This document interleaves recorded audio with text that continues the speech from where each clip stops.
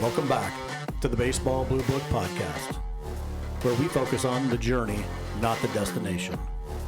Brought to you by the Baseball Blue Book app. Are you in the book? And now, your host, Eric Wobanaw.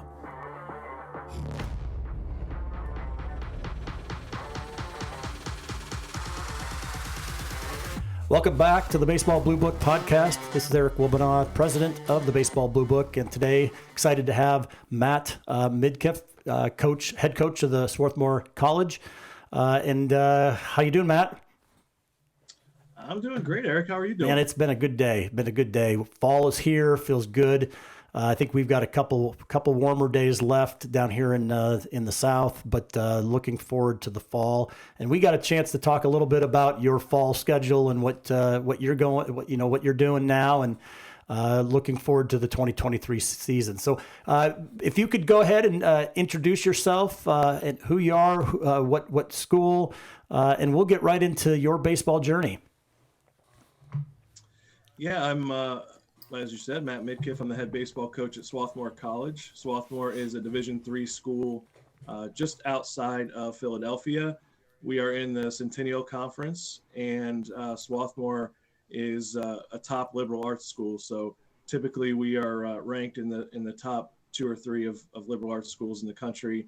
So, just an elite academic institution. And, we like to think our baseball program is up there as well.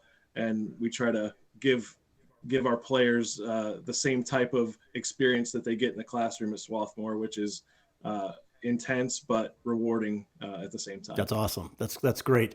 So let's talk. Let's start right off with your journey. And I love to hear coaches and kind of their experience. We can learn from each other's experience and kind of where they came from and kind of where they're going. We also don't talk about destination because we're never there, right? The destination is at the end, and so the journey is more fun to talk about. So let's go ahead and start all the way back. I know you shared with me, and I looked at your bio. Quite the journey. You've gone from a number of different places. I think you actually referred it to as more of a passport degree. So you have a lot of experience of a lot of different programs. I think that brings a lot of knowledge as far as doing what you do. So let's start with the high school, kind of the recruiting process, and where it took you. So I'm originally from Brandon, Florida, which is in Hillsborough County, just outside of Tampa. Was a pitcher, shortstop there, and my parents didn't go to college, so I had no idea. I just wanted to play in high school. I thought that was great, and then had a little bit of interest when it came to college, and so the thing that I wish I knew back then was you should probably visit more than one college. Yeah. And so I went on a visit to the University of South Florida, and it wasn't even an overnight visit, just a day visit with my parents. That was about 20 minutes from my house. They said, "Hey, do you want to come play here?" And I was like, "Yeah, that sounds good. Let's do that." So signed up to do that. Is it that easy to get signed?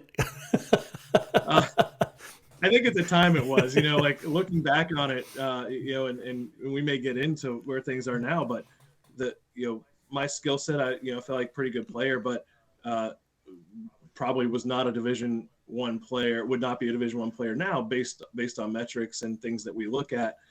So yeah, it was, I think it was, the pitching coach at the time told me, I came to watch you. I said, if he hits 85, we're going to offer him. And I did. And so that was it. And so obviously, I wasn't a flamethrower or anything.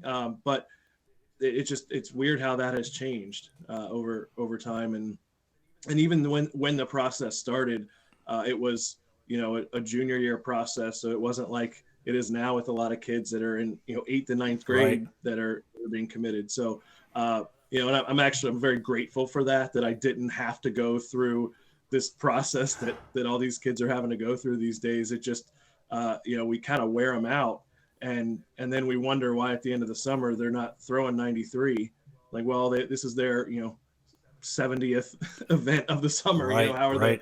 they, how are they even standing on 2 feet? So, so I'm grateful that that's kind of how my process went.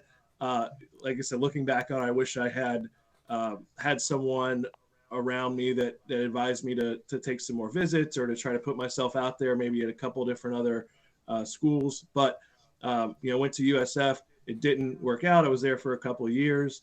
And then I transferred to another Division I school. That process was also something that it kind of happened late in the summer. And so didn't do my due diligence on that. Went to Morehead State University, was injured there and ended up getting that year back, but realized that was not the place for me either. So I ended up looking at, and I didn't even know Division III existed at the time. Yeah. I didn't know it was a thing. And so I was like, okay, well, if I want to transfer and play right away, I have to look at a Division III school. That was the rules back then. So I ended up finding Wilkes University, which is in Northeast PA, a Division III school, and met with the coaches. And Coach Folick was the head coach, and he said, I remember him saying this. He said, man, it's not Florida State. If you want to pitch and you want to play infield and you want to do all this stuff, that's great. Come on in and do whatever. And so at the time, I was really down when it came to baseball, and which is something I think a lot of kids and a lot of players go through this, because, and what I try to do as a coach is I want their expectations to match what the reality is. Right. So I think as coaches, if we don't set the proper expectations for the player and the family, if it's, hey, you're going to be a guy, you're going to start, you're going to be this guy, and they come in and it's not what even if they don't earn it, they still have the expectation. Yeah. So, that was for me, like, my expectations were out of whack with what reality ended up being. But Coach Folick set really good expectations as like, hey, whatever you can earn, you can do. And I said, okay, well, that sounds good. That's all I want. And ended up playing at Wilkes and really enjoyed it, and was lucky enough to have the opportunity, which I may not have had at a bigger school or Division I school, to be a graduate assistant. And that's where my coaching career started. Okay. So I was, again, really grateful. And Coach Folick, which is kind of typical in Division III, he was a teacher. He was not even a full-time coach. So right. He said, Mitty, I'm going to be late to practice. You make the practice plan. You get the guys going. You do all this stuff. And so I was able to do that and get some experience. And I also had some really some teammates that understood how much I loved it and wanted to be a coach, and kind of showed me that respect early on, which I didn't deserve at all. But they were just great guys, and they kind of helped me in that process and sort of supported me going into that. Because they all knew they were going to be pharmacists and right. Making money people. So they said, this guy doesn't have much going for him. We got to help him out. We got to get him going. So kind of feeling sorry for you, kind of almost. Exactly, yeah. I was like, hey, thanks, Coach, with a wink. So but I'm totally grateful for that opportunity. Yeah. And then after my grad assistant year, I applied to about 200 jobs, and as everybody does when they apply to the job, they go, well, I'm going to get it, right? Right. When you're young, you think, oh, I'm going to get the job. Right. So I'm thinking, okay, I'm going to live here, or maybe I could live here. And I got one response from those 200, and it was a junior college in Texas. Okay. And so I never heard of it, and I said, well, okay. At the time, one of our assistant coaches, Coach Kleintaub at Wilkes, was the brewmaster at the local brewery. Okay. So that's where I was working after I got my master's degree, because I didn't have anything and I'm trying to find these jobs. So I did my morning shift. I went home. I had a phone interview with Coach Simmons at Frank Phillips College. And I had the interview and I fell asleep after. I was exhausted. And I wake up to the phone ringing, and it's Coach Simmons saying, hey, when can you get here? Wow. from Pennsylvania. So I remember my mom flew up from Florida to help drive me out to some place in Texas I'd never heard of to start my paid coaching career. And that's just kind of how it happened. And with a lot of jobs, and it kind of gets that way in a couple others here for me, but it's just kind of timing, Yep. and coaching seems to be, as I've known a lot of guys over the years who are really good coaches, it just, if the timing doesn't work for their situation, they have to get out of coaching, and which is a real shame. Yeah. And so for me, fortunately, that worked out. I was in junior college for a year. Junior college was a different situation for me, but I learned a lot. And then actually ended up getting a job at Swarthmore as an assistant coach, and came back east to Pennsylvania, and sort of started the Division III thing, especially on the academic side. And then was there for 2 years, Eastern University, which is a 4-year Christian university up here close to where I am now. Was there for 4 years as the head coach, and then Swarthmore came open, and I got the job at Swarthmore, and I guess we're going on year 11 now. So pretty crazy. But the thing with the Eastern job too, I was 26 years old, and it was head baseball coach, admissions counselor. Oh, wow. And it was like 7/8 admissions counselor and 1/8 and 1/8 baseball. Right. So in the fall, I'm doing a college fair in Buffalo on Monday. I'm back for practice on Tuesday. I'm in Long Island on Wednesday. Wow. So it's all these kinds of things, and it really comes down to how much do you want it. And again, it's a shame that because people do want it, that sometimes that gets taken advantage of. Absolutely. Right. And we've seen that with, some of the assistant coach type battles that the coaches have been fighting. But it is, you kind of have to be willing to do that, to do what it takes. And so getting that job helped me get this one. And now I can, live a little more comfortably and enjoy my family a little bit more, and have some better support and some better facilities and things of that nature. So, but it's not a linear path to where you want to go. There's so much to unpack on your story, and I appreciate you sharing kind of from the beginning to where you are today. And let's talk about, you're probably not one to handle excuses very well, or coddle your players, just from your experience, right? You kind of were thrown into the fire to figure some things out. I think one of the things that I got out of that journey story was when the coach told you to go ahead and throw practice together, and you're like, okay, let's do this, right? You had to do it, and it was up to you to figure it out and understand what you needed to do, and it really was that kind of the beginning of your passion and your drive to be that coach. Talk about, the difference. And we did this kind of before, but the difference between, and not necessarily the recruiting, but really the what's expected from the coach and what you were doing when you first started versus what you're doing today. Yeah, it was field work and psychologist and fundraiser and all these different things. And I think the difference now, and every coach knows, you still do all of those things. Right. But certain institutions, when you get to a certain institution, there are other people that help you with this. Yep. And so that can be a much more freeing situation. But I still think very little of what we do is the coaching part as the head coach. And that's why I think a lot of coaches probably envy the assistants at times, because, they come in and they're excited and they're like, hey, we got this thing, and it's all baseball related. And you go, man, that's so cool that you get to think about baseball all the time. I'm thinking about budgets and ordering and spring trips and all these different things. And I'm so glad you get to do that. Yeah. And so, that it does become more of like a CEO management type position, which I think is why, if you watch a game and coaches, when they're in game, they are so into that game because it's the one time that they can really just think about baseball. Yeah, that's good. That's a good point. Absolutely. Right. Yep.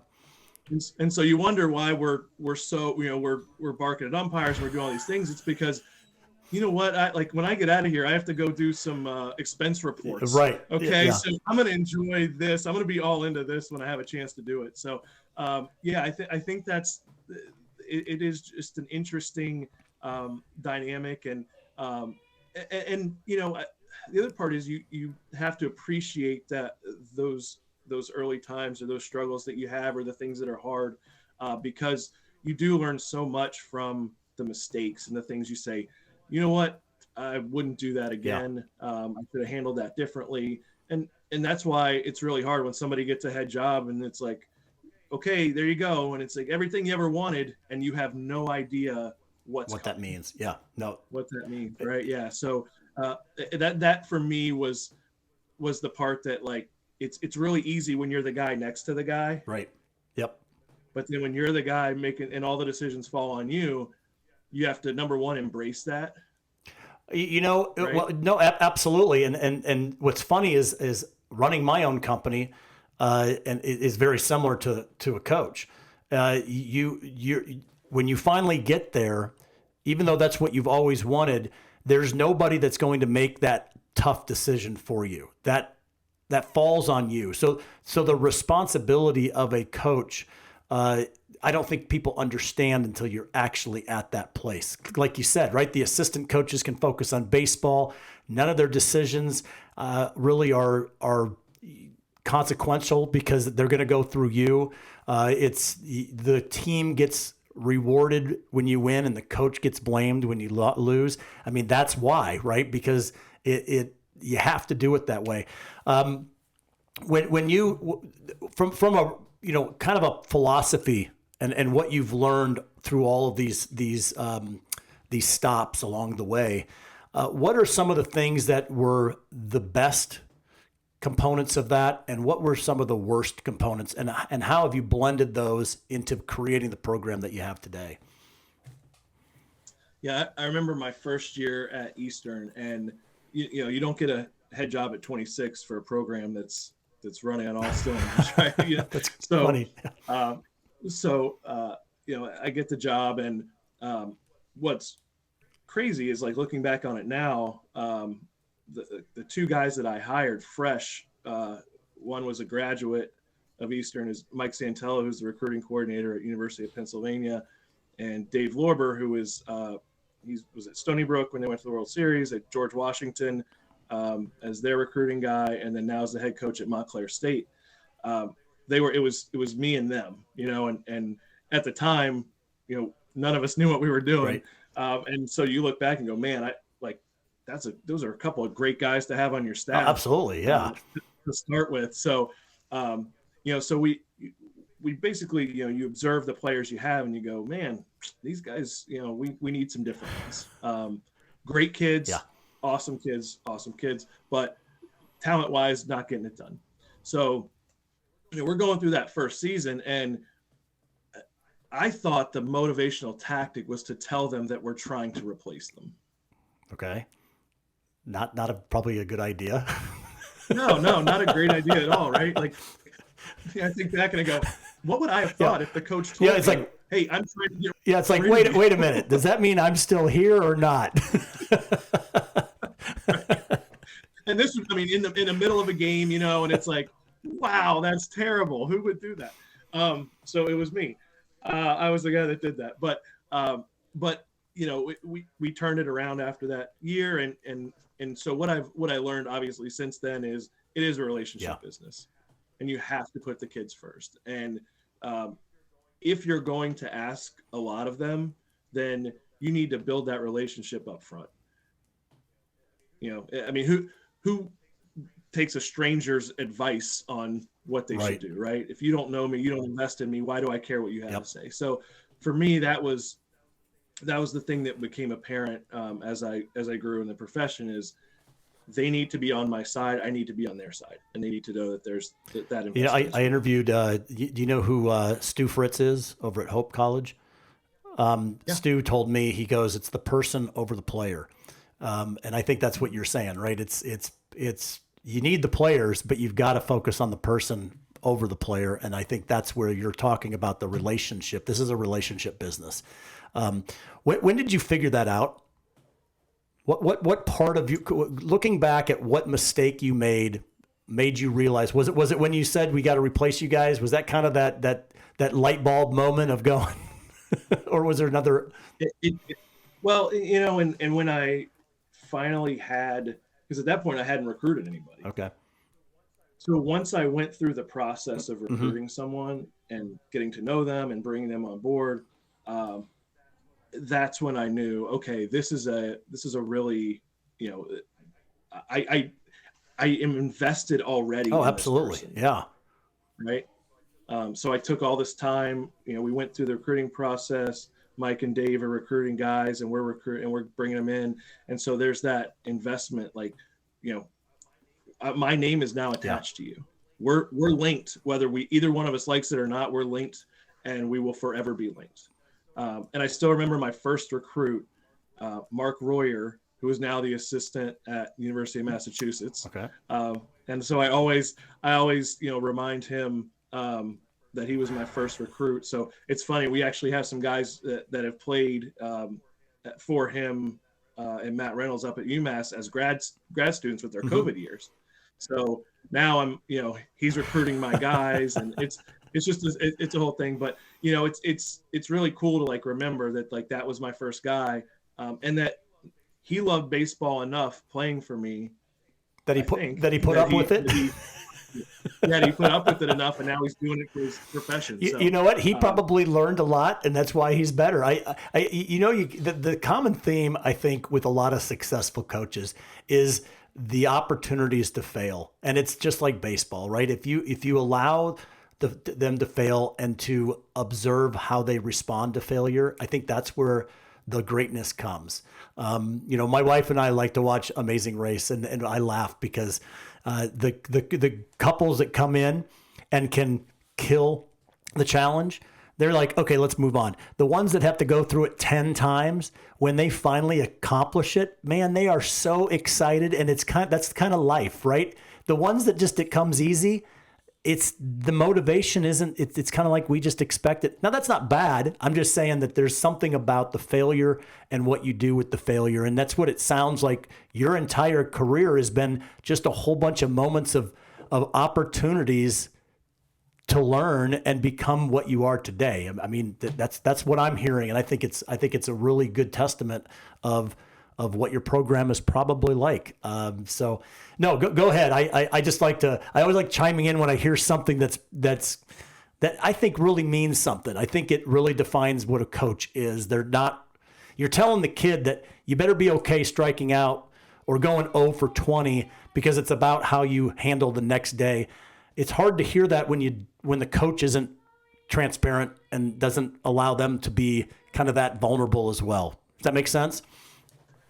Right. Yeah. I mean, we have to match our words with our actions. And so, right. If you're saying, hey, if you see it, steal the bag, you get thrown out and you go, what are you doing? Why are you stealing that bag? Like that sends mixed messages. So, you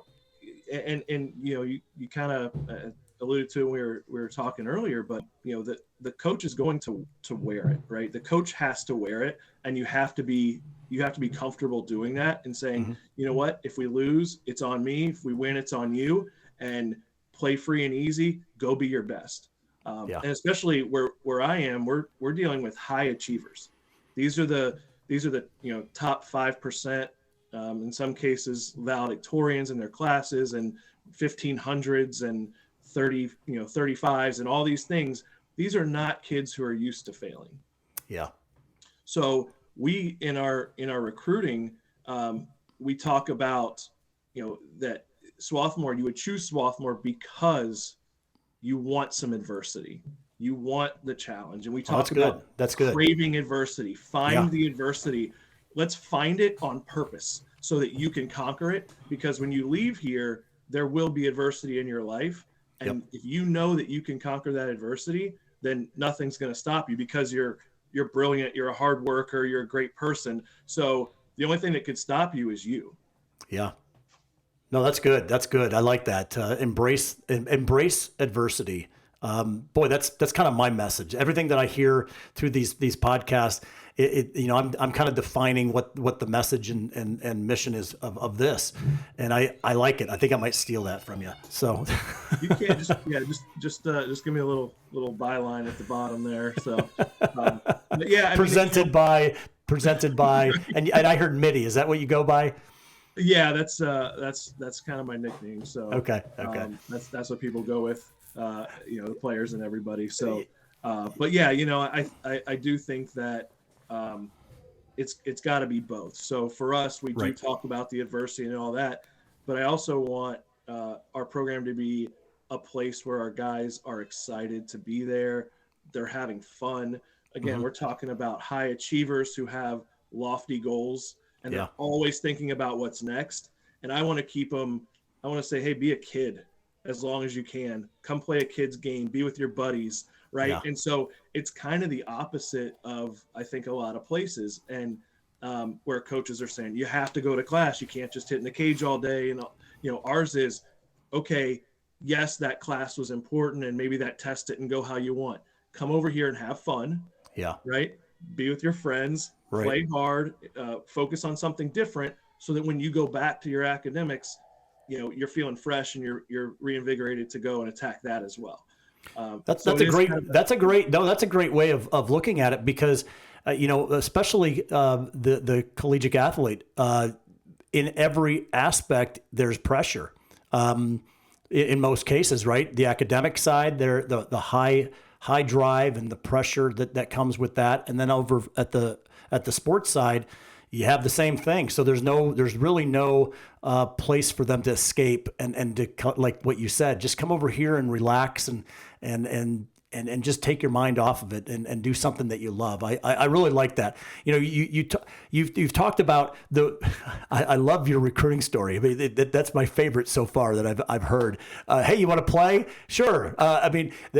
Obviously we've made some massive changes and from a recruiting perspective, that doesn't happen today. What are you looking for? Because there's so much talent, what are the top couple things that you're really looking for that kind of summarizes your program and who you are? Yeah, when we went to the World Series in 2018, and that group of guys were amazing, but not highly recruited players. So, of course, we go on this run and we get to the World Series and it's amazing. But then we're going, okay, how do we do it again? Yeah. And why are those guys? Why did they do it? And so what we did is we looked at them and we said, okay, they're all really good people. Mm-hmm. Like they're just good kids from good families, and we want to be around them. They didn't give us any problems. Great people. And they were really, really, really hard workers. Yeah. They had no reason to believe that we could achieve something on the national level. There was no history of it. There was nothing, except I told them that I thought we could, and I didn't believe it. I just said it, right? Because you just say those things. Yeah. I believed it a little bit, but I didn't know what that meant. Right. No, I understood. Right? So I said, well, we're a top 3 academic school. Why can't we be a top 3 baseball school? There's no reason, right? You would want to come here for the academics, stay for the baseball, right? Yeah. And so that's what we really boiled it down to, those two things. Let's get really good people who are really hard workers. And that might mean a kid that runs a 6.5, and it might mean a kid that runs a 7.5. And we have to be able to obviously discern ability, but we're gonna err towards that good person. Positions, all those things, important, but not really. Right. Because we just find the type of guys that are gonna continue the pattern, continue the legacy, continue whatever the path is that those guys lay down, and they're gonna do all those things. They're gonna do the right things, and we don't have to worry about, are they going to get in the weight room? Are they going to take extra swings? Are they going to, get their plyo balls done, or whatever it happens to be? That stuff's secondary. And we also don't have to worry about, are they going to get distracted? Yeah. because this is really important to them, this baseball thing. And so that's important to them, and their academics are important to them. And they're just going to do both of those as much as they can. Yeah, that's not that they don't have fun too. Right, they have a little bit of fun too, yep. but they kind of schedule their fun. I think that's really important, because it's a privilege. It's not a right to play college baseball, and having that attitude of the privilege and wanting it makes your job a whole heck of a lot easier. Now the difficult part is finding those kids that want it, and really your job and the hard work is really the recruiting side. Now, it also sounds to me like a lot of the new technology and the things that we're now measuring and the things that have changed the dynamics of recruiting is also not necessarily as important for a program like yours, because would that be a true statement, or what how do you view kind of some of these measurables that are now just becoming really the predominant decision making tool for some of this recruiting? Yeah, it's hard not to fall in love with some of the numbers, right? Yeah. And you look at them, you go, man, look what this kid can do. I still go back to when you watch a big league game, and yeah, there's a lot of guys that are throwing upper 90s, 100, but there's still a guy like Adam Wainwright who's out there pitching and winning, and Yep. there's a reason for that, right? Yep. So if a kid's 82, 83, and he's tall and skinny, and he competes, we got a weight room, man. We have a great strength and conditioning coach. Right, It's gonna right. and we have a culture, we feel like, that will take that person in and let him develop himself. And we've seen the developments, and we track all that stuff, and our guys, they get bigger and stronger and better every year. And so we can sort of project, and if this guy ends up at 85, 86 and pitches the way he does, that still wins for us. Do we love a guy who fits all our criteria and he's 88 plus? Yeah, we love that guy. Yeah, absolutely.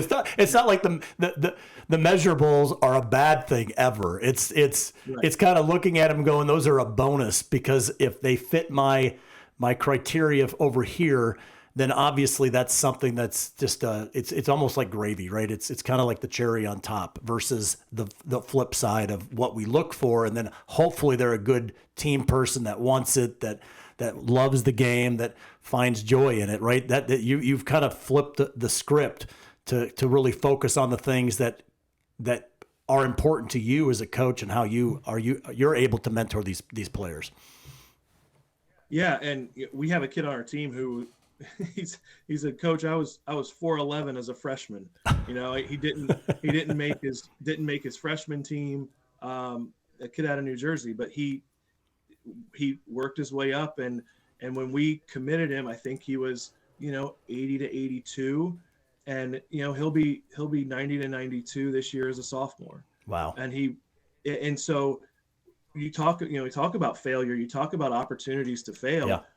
We love kids that have had opportunities to fail or didn't quite make it right away. Yep.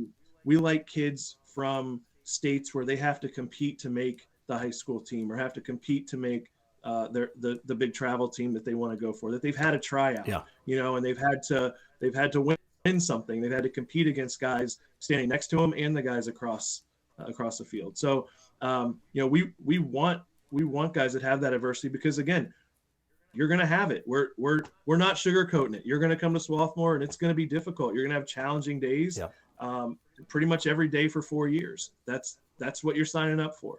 But and I liken it to, and this is not, it's not the same, but it's, I think, a similar mentality of the kid is, when a young man or young woman signs up for a service academy, they have an understanding of what they're getting into. Right. And they have a bigger picture mentality. Yep. And so, when it comes to a school like Swarthmore, although very different from the service academies in a lot of ways, you do need a bigger picture mentality. You need to know a great that way of looking at it. Right. It will be difficult. This is not frat time. This is not party time. Right. This is not SEC football. It's just a different place that you're choosing, but we want you to know what you're choosing. Yeah.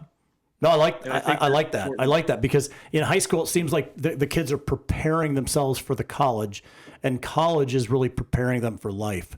And if you don't have that real focus or that big picture, because a lot of times it's maybe a particular career, maybe it's baseball. No matter what it is, that's still not the big picture, right? Your career or your occupation isn't the big picture of your life.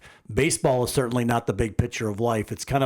It's a blend of those are two opportunities that you're going to have to look at that big picture of how you're going to develop as a person and be a functioning member of society, right? That's our goal, right? Is to get these kids to be better than we are, right? They're the next generation of leaders.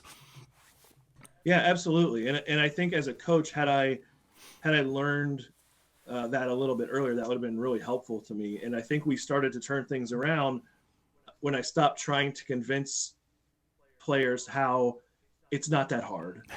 It's not that hard. You can do it. Don't go to that other. You don't have to go to that other school. Like if that one's probably a little harder than this one. And so we're kind of like, trying to convince somebody is not. And I think you may get into the transfer portal here in a minute, but I think that's probably why we have so much activity there is, someone gets convinced and they're, it's like when you're dating and you're married, these are two different types of relationships, right? And you're, everybody's all dolled up every time you see them. Yep. And then somebody gets the flu, right? And it's you have a very different experience. Yes. And so, I think as a coach, you'll get the players that you should get with your message. And then you're saving yourself headaches for 4 years because you're telling them exactly what to expect. Right. And if it's better than that, great. Yep. But if it's exactly that, and that's what you promised and that's what they got, they can say, hey, I didn't like how much I played. It wasn't all I wanted necessarily, right. But I knew what I was getting into, and I can at least respect the coach because he told me exactly what I was getting into. And I think telling the parents that too, so that they have that understanding. That's really good. That's really important. And I think it goes back to the confidence of your recruiting, because you kind of tying all these things together. You talk about it's a relationship. And as soon as you reach out to that player, you've built that relationship. But you also have to have the confidence that you don't have to convince them. And if they say no, you're okay. And I think that really is that fine line of, if you're not confident in who you are as a coach and as the program, then you find yourself maybe overselling something and convincing, and it's not going to turn out right. For a short-term win, it's going to be a long-term headache, right? For a better word. And you're not looking for that. And I think you kind of summed that up. A lot of the things that you talked about, Coach, is I'm looking for the right person. It might not be the best person, but it's the right person. And right doesn't necessarily, best and right are kind of synonymous. I mean, are they the best? If they aren't the right, they're not, right? So it's kind of like you got to find that fit. We talk about fit all of the time. It seems like every coach, fit is somebody's got to write a book. Maybe it'll be me. It'll be a compilation of all my podcasts, but it's really the fit, because everybody's fit is different. And that's why there's a place, I think, for any kid that wants to play at college, the college level, there's a place for them to play. And you also talked about, don't limit yourself.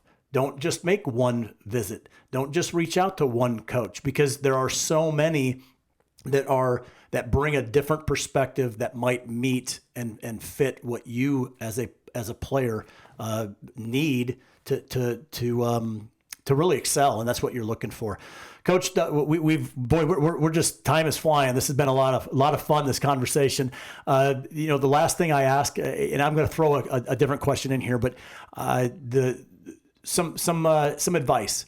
You've been doing this for a while, made a lot of mistakes. I really appreciate your candidness with the mistakes and the things you said. Man, I wish I would have done that better. That to me shows just a real confidence of who you are. What is some advice that you might like to share with some younger coaches that are, the 26 years old, the first time that they're ever doing this? What's one piece of advice that you'd love to share with them? I think the thing for me that really helped was not taking your self-worth or your value as a person and matching it with your record. That's good. Right. And so, if you're 40-0, that doesn't mean you're a good dude. And if you're 0-40, it doesn't mean you're a bad dude. Right. Right. Right.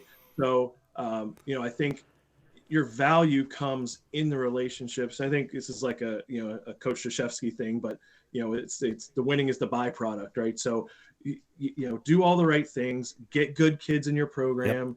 You'll enjoy your day because you're not dealing with issues, and you're actually mentoring, and you're helping, and you're doing the things that we all say we get into this business to do. You're actually getting to do them if you choose the right kids. That's awesome. That's great. That's great advice. It's almost another way that you could say it is, maybe it's on the side, but your program is a reflection of who you are, good or bad. If you don't like the program, maybe some of the things that you need to do, you need to make some adjustments. And so I like that as well. What's a piece of advice for 14, 15, 16-year-old taking a look at playing at the next level? What's one piece of advice that you would give to these players? The big thing that I think would be to fall in love with the process of getting better. And if you fall in love with the process of getting better, those opportunities will present themselves. I think what's kind of a shame in the way, and again, it's totally coaches and the system's fault, but we take away the enjoyment of just playing at 14 or 15 years old with your buddies and falling in love with the game and having those failures and all that. And it's like every time we throw you out there, somebody's watching you, and this is the biggest moment of your life. Yeah, so true. And right. It's no wonder why there's a mental health crisis. And it's even our kids who are awesome and playing sports. It's like they're always under this microscope. Yep. It's like, well, do they never get to do what we did and go play in the backyard and do all that stuff because they've got a tournament, they've got a showcase, they've got this thing they have to be there for. Yep. And so I would just say, love the process of getting better, celebrate your achievements. And if you don't love it, you're not going to love it in 2 years or 4 years or 6 years. That is so true. So love it now, enjoy it. If that's your thing, it's your thing. If it's the band, go be a great, player in the band, or Yep. if you like to read books. My son is an academic. He's getting into baseball a little bit. He's 9 years old, but man, that kid can read. And I'm like, guess what? You're not going to have to be a baseball coach. You might own a team one day, and that's way easier, I think, than being a coach.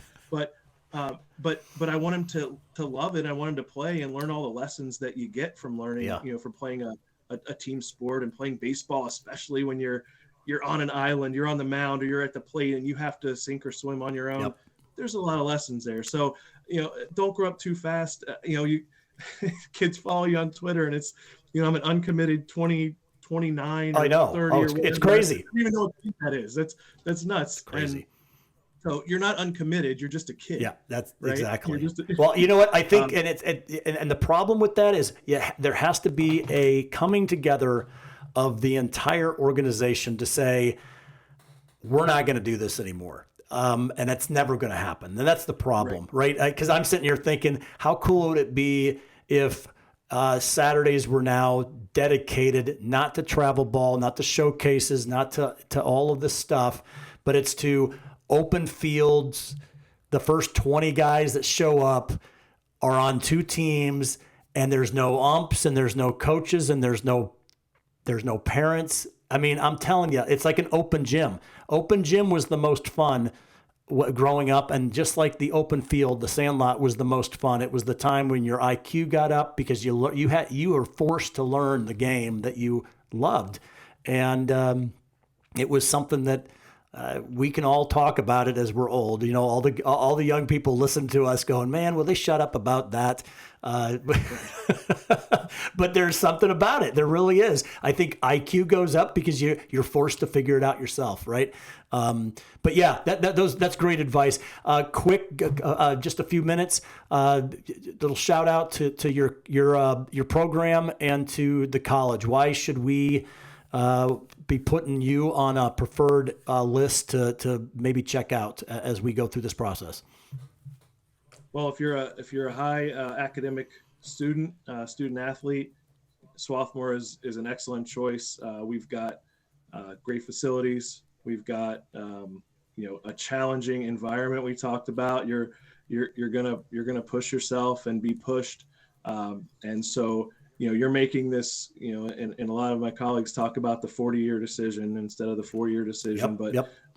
It is a long-term decision, and it's we formed, I feel like, a brotherhood within our program that will continue to go along, and the connections that you can make.